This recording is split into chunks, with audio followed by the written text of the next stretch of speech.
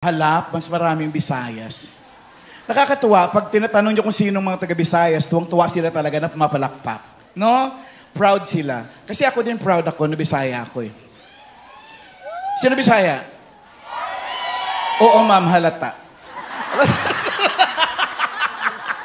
Halata, ma'am, mukha ka talagang Bisaya. The most widely spoken dialect in the Philippines. Tsaka ang ganda po ng Bisaya. Maniwala kayo sa hindi. No offense meant to those who speak other dialects, but I just believe that the Visayan dialect is the best. For the main reason that the Visayan dialect is so rich. Rich in the sense ng isang salita, napakaraming ibig sabihin. Totoo! Peace! Ang daming meaning sa amin yan. Kapayapaan, peace. Katahimikan, peace. Kamao, peace. Isda, peace. Mukha, peace. Ang pandikit sa... Hi, sir! Ang pandikit sa amin, peace din! Pumunta kayo sa mga subdivision sa amin, maliligaw kayo sa dami ng peace. Peace 1, peace 2, peace 3, peace 4. Peace ting yawa, oy.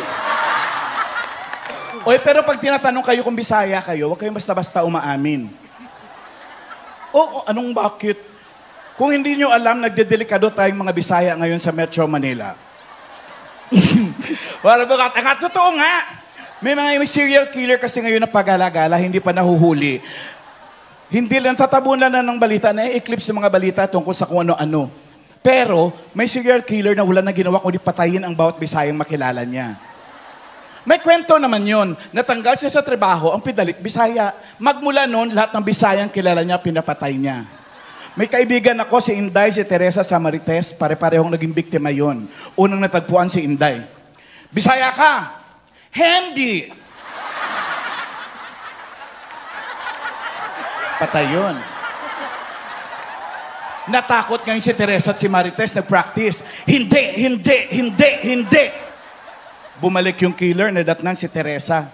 Bisaya ka? Hindi. Anong pangalan mo? Teresa.